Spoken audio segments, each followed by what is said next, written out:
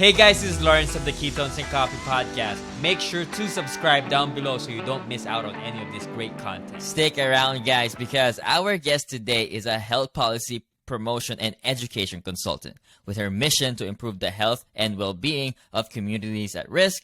And she believes that optimal nutrition should be the standard of care. Her writing, interviews, coaching, and public speaking engagement serve as opportunities to build community and share successes while drawing attention to the therapeutic possibilities of a ketogenic diet to change lives and, in some instances, save them. She is a coach practitioner trained in a low carbohydrate and keto lifestyle. I'm here with Gillian Szollos. Gillian, welcome to the show. Thank you so much. What an awesome introduction. That was fantastic. It's an honor here, Gillian, and thank you. It's my honor. Honor is all mine because, looking at the title of this episode, you kind of know already. To anyone that's listening, the discussion we're about to have here, she is also one hell of a storyteller too. So, and how are you, Gillian? What's been keeping you busy these days? I have been very, very busy, but I'm well. Thank you so much. And in fact, I just celebrated my 8th year seizure free thanks to a ketogenic diet. Literally, it was last week was my anniversary. So that made me extremely happy. I love that. Gillian's keto success story is, I promise you, one you don't want to miss. So stick till the end. So I'm gonna shut up here and give you the floor here because your story, you best told your story. Your stories, you talking about your story on multiple speaking engagement that you had, and when I heard about your story, I wanted to talk to you right and bring you to the podcast so our listeners can listen and help. Hey Ketones Krew, if you want to work with me, I just released my one-on-one 60-minute consultation where we will take a deeper dive into your health journey and formulate a plan where you can incorporate the ketogenic diet to fit your lifestyle. If you're interested, take control of your health today. Click the link on the description box below and let's get started. Hey guys, let me tell you about this delivery service that's been a total game changer for my lifestyle. Did you know that it's now possible to get local, fresh groceries delivered right at your doorstep? Well, Instacart gives you unlimited grocery delivery for one low monthly fee. And if I can avoid buying non-keto friendly items from supermarkets who psychs you into buying unhealthy foods, plus if it saves me a lot of time and money, sign me up. Instacart is hand-selected by shoppers based on your preferences, so no more rock-hard avocados, and they will keep your eggs safe too. And Instacart will find everything you usually buy and get smart suggestions for new items. And you can get your first order today delivered for free when you purchase over $35 by following the link on the show notes below to let Instacart know that I sent you and to help to support the show. Instacart, never step foot in the grocery store again. Help them impact with your story. And Gillian, please tell us your story. Absolutely. Well, my story has a couple of parts. I'll sort of back up to my earlier life where, just chugging along as a happy-go-lucky kid. Around the age of 12, I started to experience absent seizures. And actually, I guess it was probably a little earlier than that, but we didn't know what to call them until a bit later.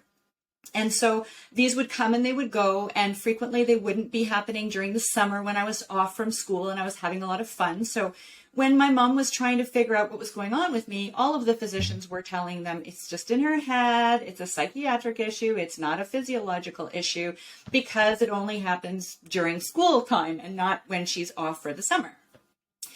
Progressed forward a couple more years. These are getting more and more frequent. They're starting to come into the summer.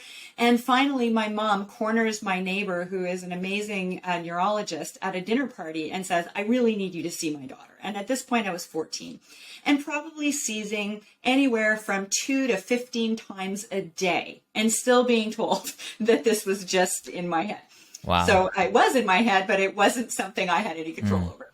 So the neurologist did a bunch of tests, and definitely I finally got a diagnosis of left temporal lobe epilepsy, and he put me on medication. And the medication I was put on at the time was something called Tegretol, and it was very effective. It stopped my seizures. I had one grand mal seizure, but then after that, I had no more seizures. But it came at a cost, and that cost was my memory.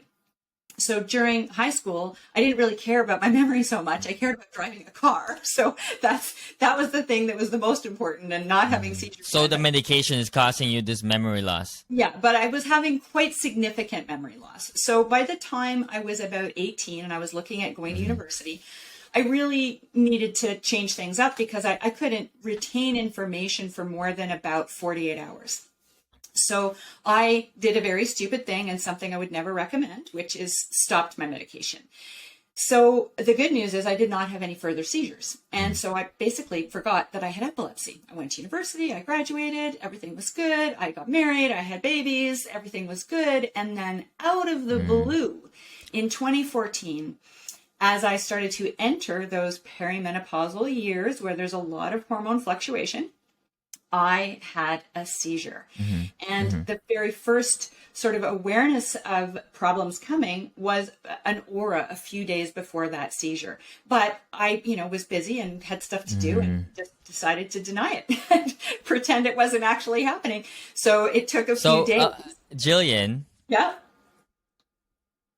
I want to ask you, before you continue with your story, why do you think, did you ever look up why it stopped after you stopped your medications, and why it came back after 30 years? Absolutely. I'm going to tell you exactly why. I'll get to that. Don't worry. So in terms of the seizure frequency, once they came back just like out of the blue. So aura one day, aura 2 days later, first seizure the day after that, 3 seizures the next day, 8 seizures the day after that. So they were ramping up. And of course, by this point, I had been in hospital. I had been fully worked up. I had a neurology consult, and they put me on medication. And this time they put me on a medication called Keppra. And it did not take long before I was at the maximum dose of my Keppra. And this medication, although it can be very helpful for lots of people, for me, the side effects were horrific. I had uncontrollable rage, uncontrollable depression, and I've never suffered from depression before in my life. So this was very new to me. And it got to the point where I was having a lot of suicidal thoughts, not just because of the Keppra, but because of how negatively my life had suddenly been impacted. I was busy. I had projects at work. I couldn't go in. I was locked up in my house for months, not being able to access public transportation because I live rurally, couldn't drive anymore. And my husband had to take on so many of the roles that I was fulfilling, in our relationship. I was looking after our company at the time and dealing with our kids and dealing with my aging parents, and all of that burden had to get shifted to my husband, which made me feel terribly guilty. So this perfect storm developed and drove me to a place where literally I was on a bridge contemplating throwing myself into the river underneath it. And at that point, and I will always credit my husband for saving my life, because he did so physically, but he did so much more metaphysically as well. On that day, my extremely introverted husband created a Facebook account and started to research seizure support groups. And in one of those seizure support groups, he was told about a ketogenic diet. Once he told me about that, I said, okay, we're going all in. I have a scientific mind. I'm an analytical person. I wanted to measure everything. So I started measuring how often my seizures came and when they were during the month, and were there any potential triggers. And what I noticed was that I had way more seizures right in the middle of my cycle. So right when my period began. And I would sometimes have a little blip of seizures right when I ovulated. Both 2 periods of time in ovulating women's lives where there's a big bump in hormonal fluctuation. So I started researching, and I realized that my seizures were catamenial. And what that means is that they're largely hormonally driven. So big spike in seizures as I'm a prepubescent girl and going into my early teenage years, calmed down during my 20s and my 30s, bumped up again as I started to enter those sort of perimenopausal years. And once I saw this picture very clearly, I took that back to my neurologist and said, hey, here's my chart. What do you think of this? And he said, oh, yeah, that's what this is.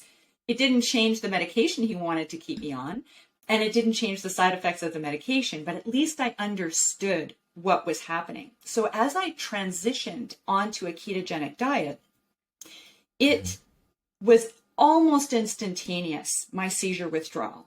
I would say less than a week. Once I was in ketosis, I stopped having seizures. And I did not have another seizure for 49 days. And on the day that I did, it wasn't even a full-blown seizure, it was an aura. On that day, it was the day before my period started. So I knew, okay, I am going to be on a very strict ketogenic diet, but I still have to be even more cautious right before my period's coming or right at the time of ovulation. So if I were going to have a slightly higher carb day, it was not going to be right before my period arrived. So very quickly, keto literally saved me. It literally saved me. And there were some spin-off positive side effects for me as well, which we can get into a little bit later.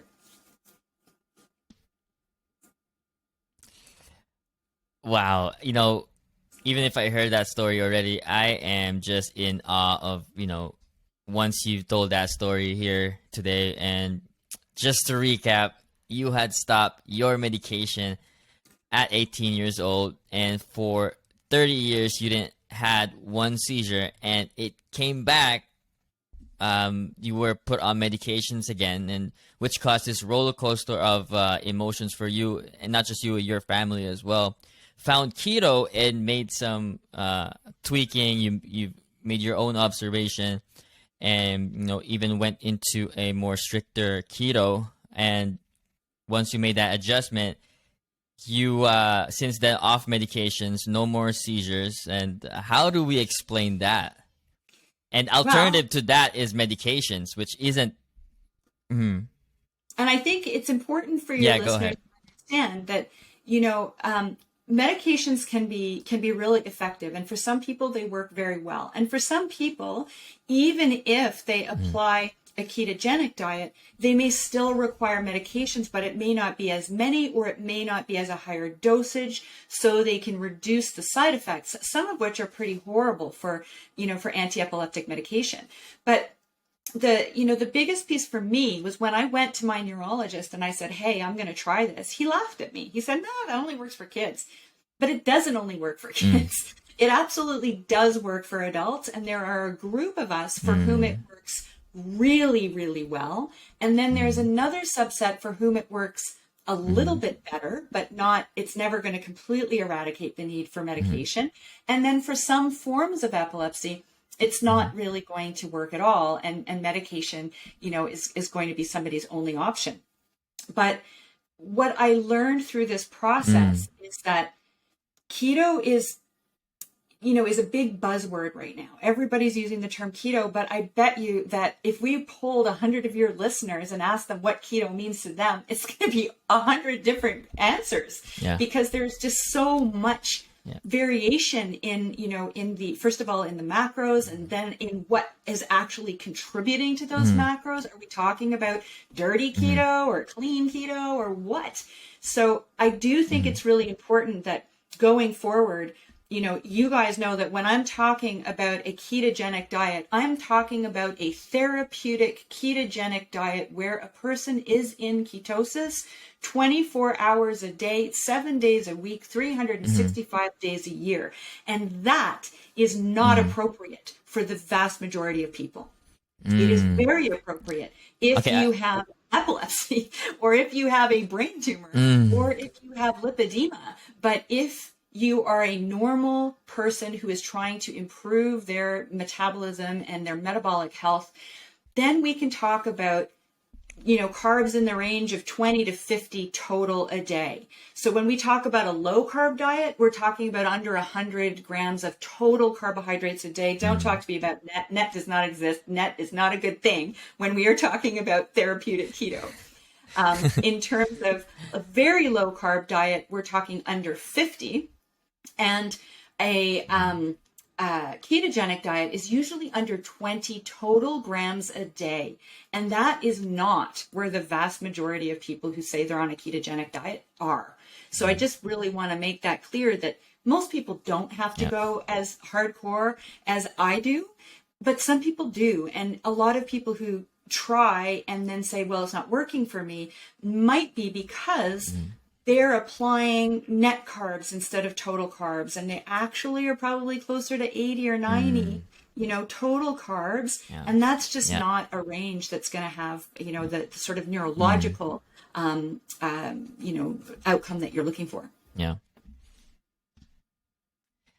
Yeah, it's great to point out that there are a lot of, like you said, variations of keto, and there's a lot of interpretations about what a keto diet is. Obviously, when we talk about therapeutic effects of the ketogenic diet, we're talking about a well-formulated keto diet.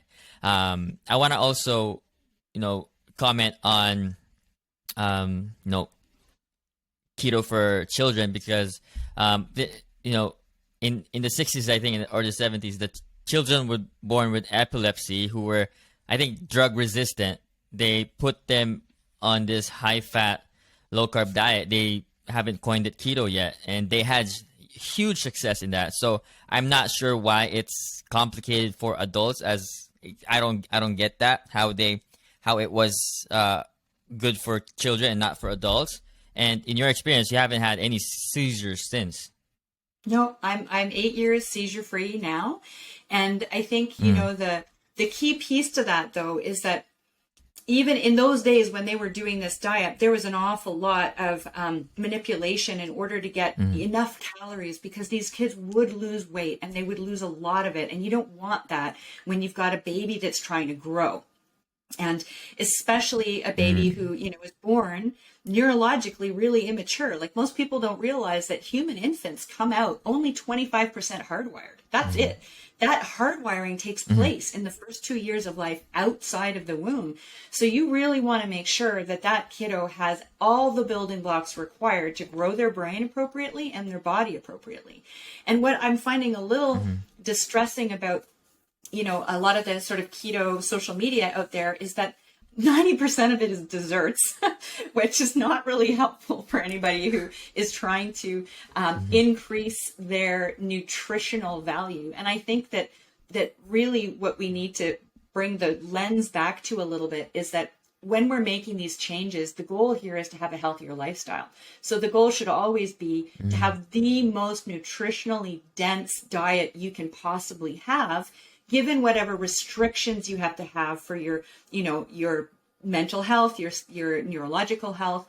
I can't have 3 big salads a day, even if I wanted them. I couldn't do it because I just can't have those kind of carbs. But I make sure that what goes into me is the highest nutritional food value I can possibly get. And I do eat keto sweets. Yes, I do. If you look at my Instagram, there will be a few little things there, but they're rare. And they're really for special days like birthdays or celebrations. And I really focus hard on trying to make sure that I give my body the best nutrition for optimal enzymatic function, metabolic function that I possibly can. And so, kudos to everybody out there who wants to strengthen their own system and get, healthier. And keto is a great way to do that.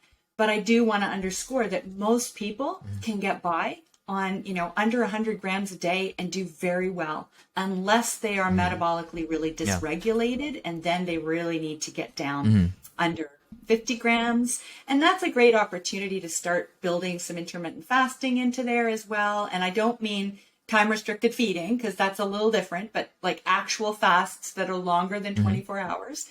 Great way to spend some time in ketosis, but also spend some time out.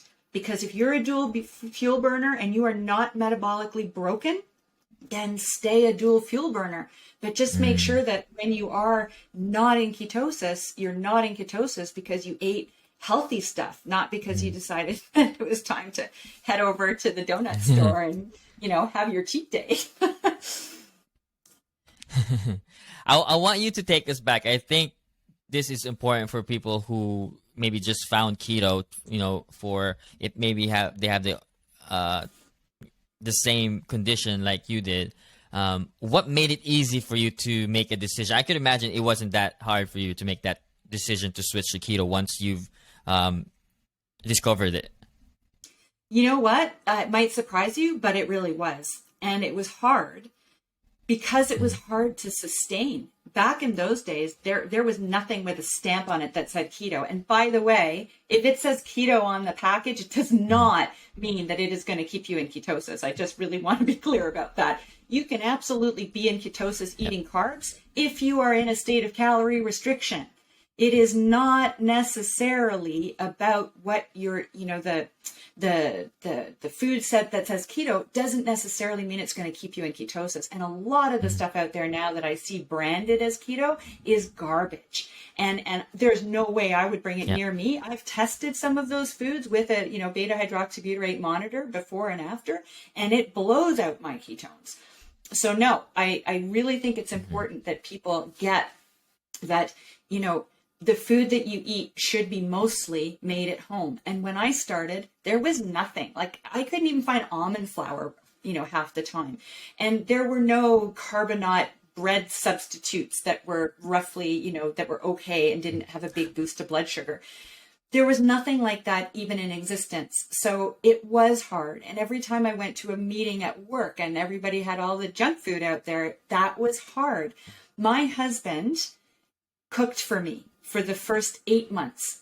He did everything. He made all of my foods. He made me little safe keto snacks that I could have without destroying my ketone levels. He did everything to help me on board. So my environment at home was really supportive. And my kids, for the most part, were supportive. I'll be honest. They were teenagers. They were like, what? We can't have any junk in the house? Like, nope. Sorry, you can't have any carbs in the house, let alone junk. You want bread? You go get it at grandma's house.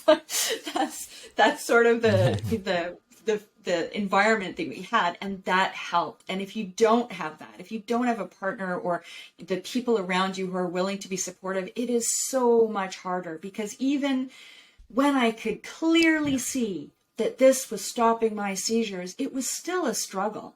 I'd say it took me 4 years before I stopped craving bread. Like 4 years. And now I don't crave bread at all. It's not at all on my radar. I miss wine, but every once in a while I'll have a glass of very low carb wine. But generally speaking, I avoid alcohol because, again, alcohol is very high up there, in what gets metabolized first. So if you really need to be in ketosis, you can't be drinking alcohol, period. There is no good wine. There is no good beer. There is no good, single malt scotch. There's lots of good single malt scotch, but there's none that's really going to be acceptable because, it just, in terms of what gets burnt first, alcohol gets burnt first because you can't store it anywhere except your liver. So it is, it is off the list if you're on a therapeutic ketogenic diet. If you're just on a getting healthier ketogenic diet, then sure, in moderation, recognizing that, alcohol first, right? So it's important to minimize that if your goal is, to not have seizures. I love that your point with having that support.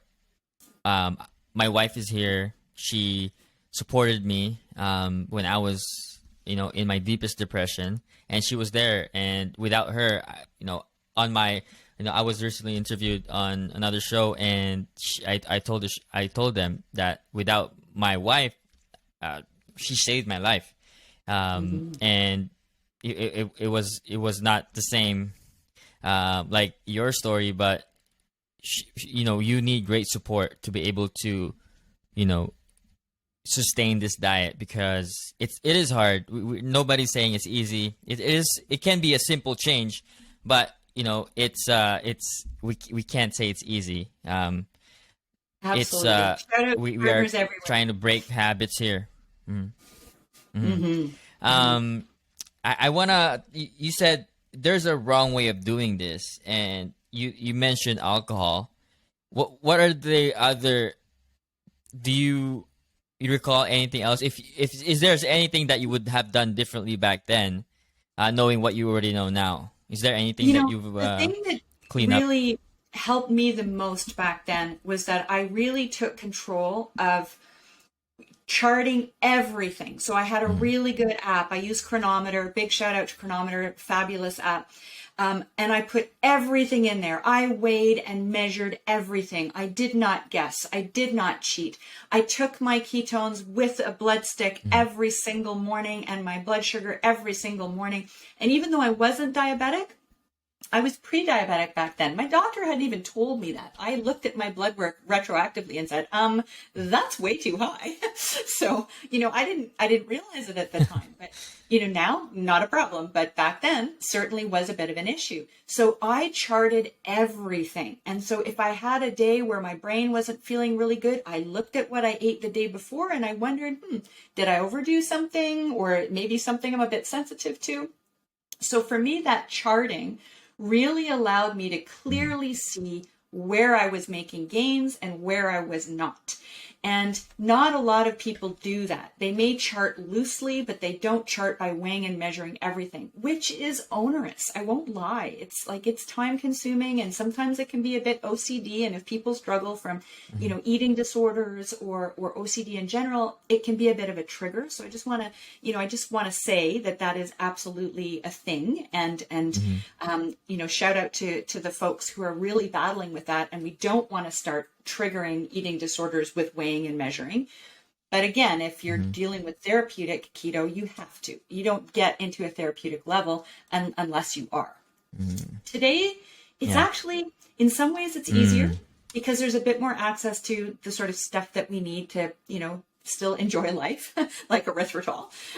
But there's so much out there that's labeled keto and people think, ooh, if I just buy that's going to keep me in ketosis. No, it's not. Yeah. When I do, sessions in the community and I have 30 people show up, I'll test them all.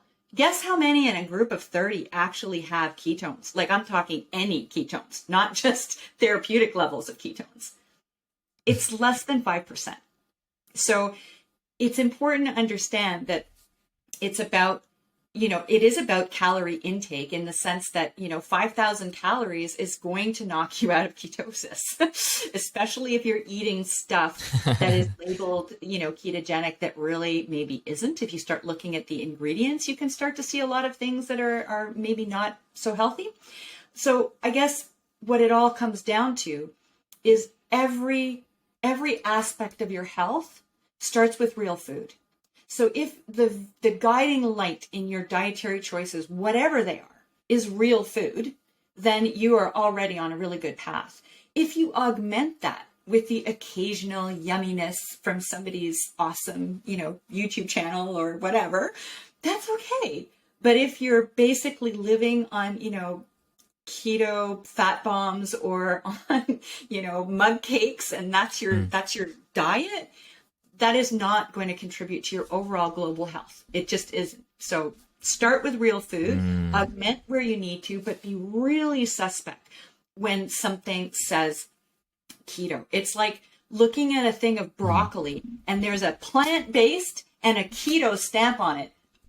What? It's broccoli. That is just all about pitching to you and selling to you as a consumer. And I think it's important that we're a little bit suspect when people are trying to pitch stuff to us and that we read the ingredients. That's really, I think, got to be my biggest message. So I think also an important piece that we need to highlight here is we started keto, going back to when, beginning of the keto diet for you, you were still getting auras, like you said, and so it didn't completely get away from you. And you did mention that, I think it is important because for anyone who is listening here, can you go through some of the factors that may still cause aura, and what changes have you made in your diet to completely get rid of them? So I haven't had any auras since that first couple of months on keto. That breakthrough aura I had was definitely contributed, by hormones. So what I started doing differently was right before my period was due, I would make sure 100% that I was at like the 10 gram of carbs a day, which is basically the carbs that comes from your eggs, and like maybe 2 tablespoons of whipping cream. That's it. So it's not a lot.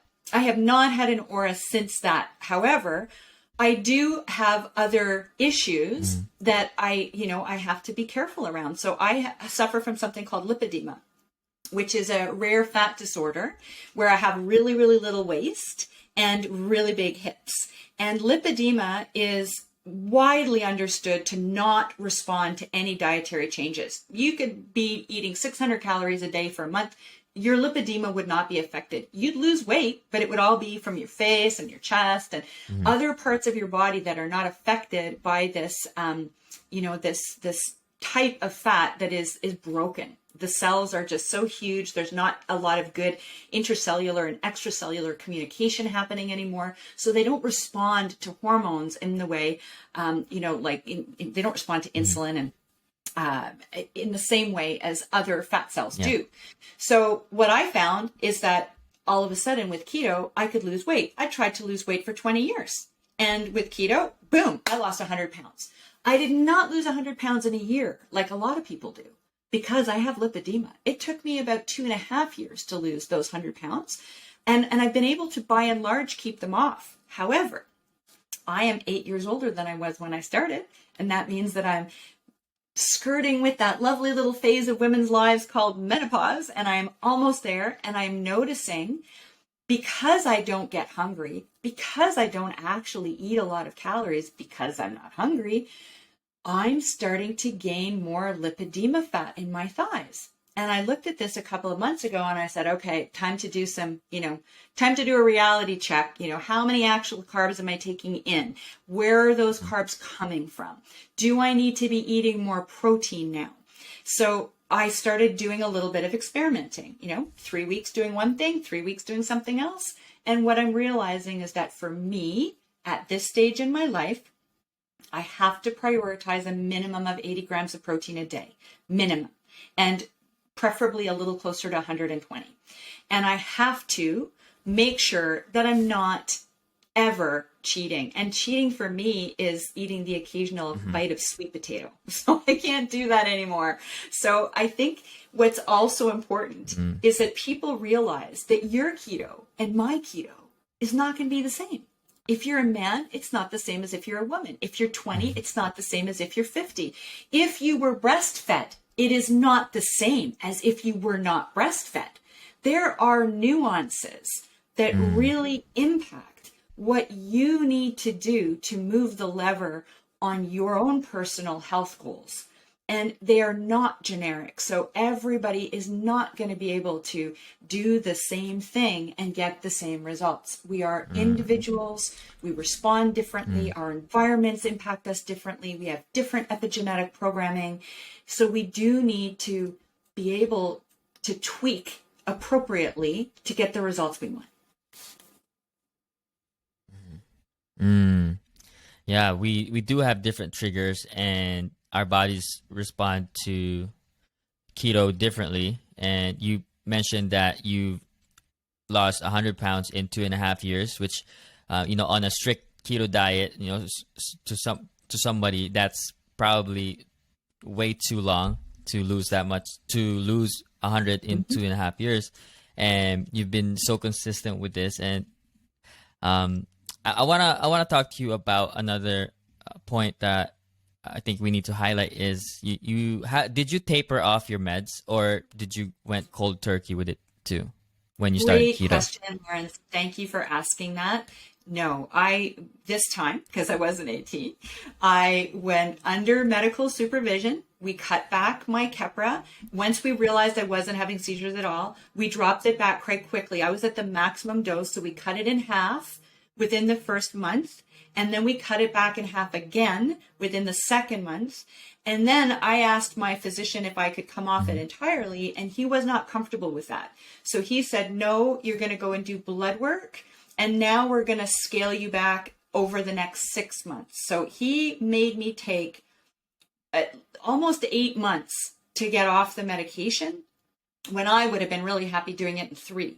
But he said, no, we're going to do the blood work. And when we did the blood work, there was no measurable amount of the medication in my bloodstream anymore. And that's when he said, okay, now we're going to cut you back to the lowest dose for a month, just to make sure, because he didn't want me to lose my license again. He didn't want me to lose, all of the stuff that I'd been able to get back. So I was very grateful to him for that supervision. And so it did take about 8 months to come completely off the meds. And the funny thing is, before I started keto, I was taking the equivalent of about $1,800 a month in medication. Now, for your US audience, they'll relate to that. In Canada, we have most of that covered. So it wasn't costing me anything, but it was costing all the taxpayers of my country $1,800 a month. When I started keto, I stopped all medicine. I didn't need medicine to sleep anymore, for pain anymore, for anything anymore. I didn't even need to take, the occasional Advil maybe, but that's it.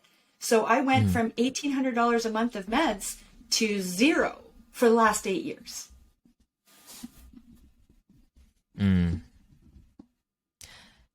I want to, get to help somebody approach their doctor, because it can be a hard thing to do once you decide to switch your diet and get off the meds completely.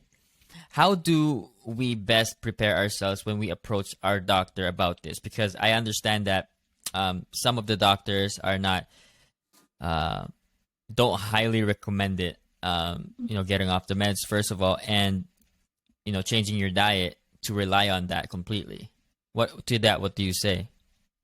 Well, first and foremost, it's important that everybody understands that they have the right to informed decision making. And that means that your healthcare provider is there to provide you with information so that you can make an informed decision about your care. But it is your decision. It is not anyone else's decision except yours. So get your healthcare provider on side by being reasonable, by saying, this is something I want to explore. I don't want to be dumb about it. I don't want to be unsafe about it. So let's do some baseline blood work. And then I'm going to show you what my plan is. And then we'll do blood work again in 3 months, and we'll see how that's going. And I'm not just talking for epilepsy. I'm talking about for diabetes, or, whatever your issue is that you're planning to approach with a ketogenic diet, because some people are not good candidates for keto. And that is only going to be found out if you're doing the blood work. And if you, have a history of, family hyperlipidemia, this is not the diet for you. But I'm happy to say it's a very small minority. But it is, it is only those few people who have, familial hypercholesterolemia and those kinds of things who really have to watch out. You'll know if you're doing the blood work. You'll see everything get better if you're doing the blood work. And if it's not, then you can do some little tweaking, some little modifications to see whether you do need to add a few more carbs. And that's okay. But by a few, I still mean under 100. And good carbs, like, salad, sweet potatoes, vegetables. But I do think that this dialogue can be entered into when there is a collaboration. And I'm hoping that everyone out there has a physician who is collaborative with them.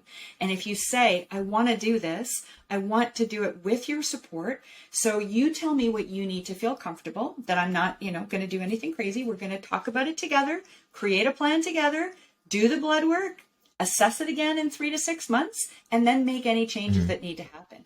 Most of the time, your physician will be blown away by how much improved your blood markers are. And by blood markers, I mean fasting insulin, your HbA1c, blood glucose, iron levels, cholesterol, for the large part, does actually get better. Mine certainly got a lot better. So, but there will be some people who it doesn't. And then that's a different discussion. But if you're in that conversation with your care provider, it's going to go so much better for everybody. So just really seeking out information and really trying to have that collaborative approach, I think is going to be a winner 9 times out of 10. I love that answer. And I think also having a coach, having somebody to keep you accountable, again, because this is not an easy change. There's a lot of unlearning to do, and there's a lot of education, because you have to know how it works. You have to know why keto works and how it works and how to fuel your body before you could actually, get yourself going. And most of this is mental. What needs to happen in your brain, you have to you have to shift that mindset into, actually taking action, building habits. But easier said than done, because there's a process to breaking those habits. And for you had all the reason to make a change, but it was still hard for you, and because that's a testament that how hard it is to make that change. Obviously this is something that is very uncommon, right? And you're basically going against the grain. And for me, having a coach is so important in the beginning. And if you're somebody that can't do this by yourself, know that there's an option there for you. I want to know, Gillian, do you still coach people today? Yeah, I do. Especially people who are looking to use keto therapeutically, because there's so many little ways to get derailed from that. And so, I can really help people get into a place where they understand what is going to work for them, and that how not to get derailed by all the stuff that says it's keto. I hear that a lot, but it said it was keto, and now I'm, my ketones are blown. Yeah. And that's another thing to just kind of put out there, that people are measuring ketones and sort of chasing ketones, and that's not appropriate either. Ketone measurement is a tool to help you basically biohack yourself. But in the early days, if you're just testing with, acetone strips, peeing on them, I rarely test positive with acetone tests now, because I've been doing this for 8 years. I've been in ketosis for 8 years. I check my beta hydroxybutyrate every single morning, and that is when it will be the lowest in the day for me. And I check, especially when I'm working out, I will check pre and post workout, because I'm using a lot of ketones during my workout. So it's a threat area. It's an area where anyone who's got a seizure has to be a bit careful. And although I'm generally not a big fan of exogenous ketones, for people with epilepsy, especially children, if they are doing a lot of activity and they're on a ketogenic diet, I've had parents call me and say, but Jill, my son after his first soccer game is fine, and he always has a seizure after the second soccer game.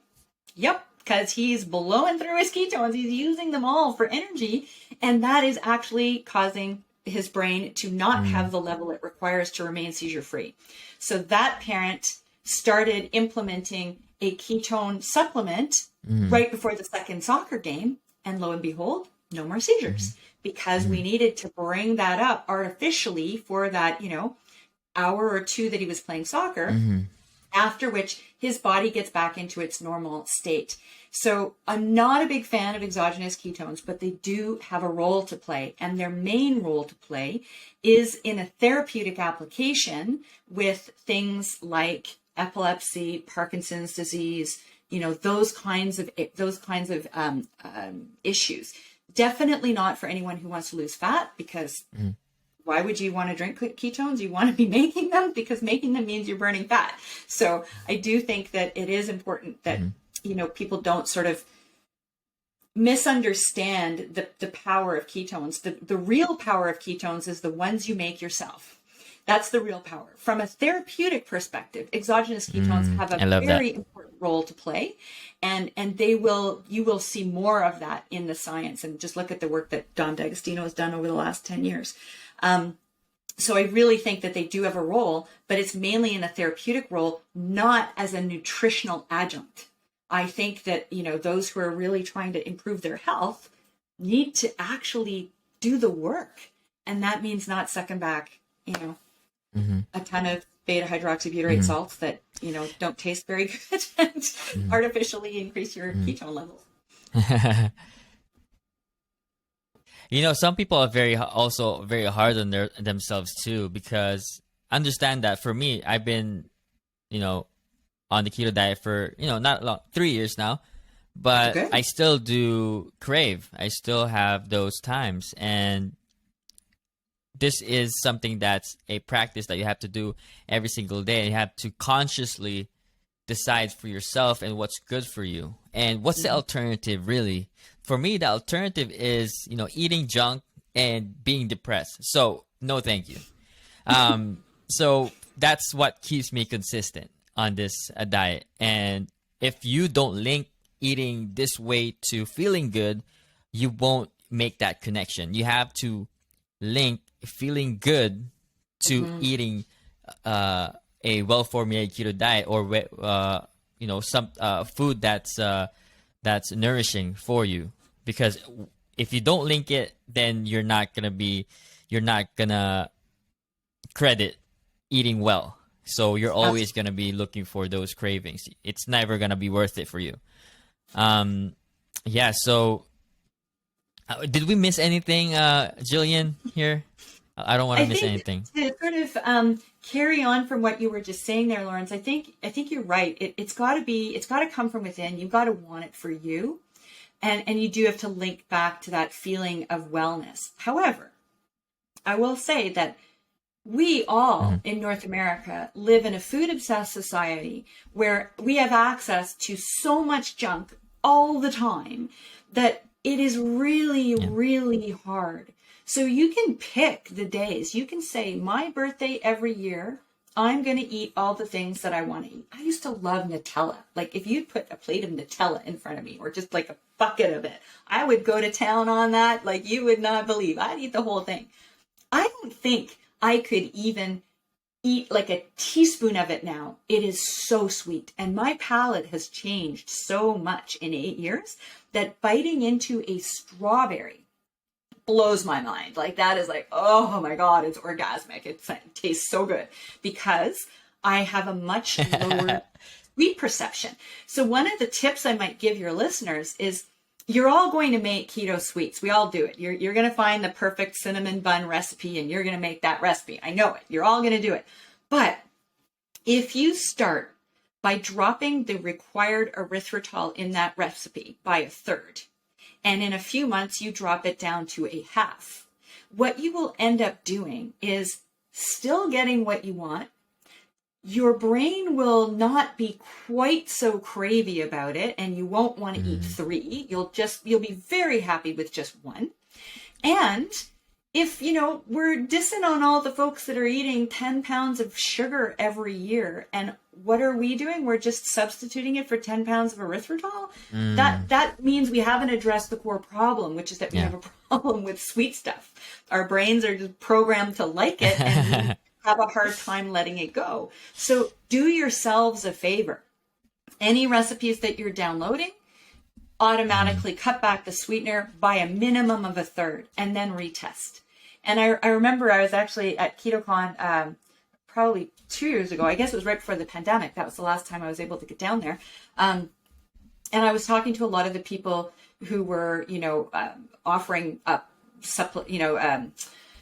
stuff, just cookies and cakes and all the stuff that they have there. And I went to one place and they were offering this Frappuccino that was meant to compete with the Starbucks Frappuccino. And I had a taste of it and I had to spit it out. And I said, oh my God, that is so sweet.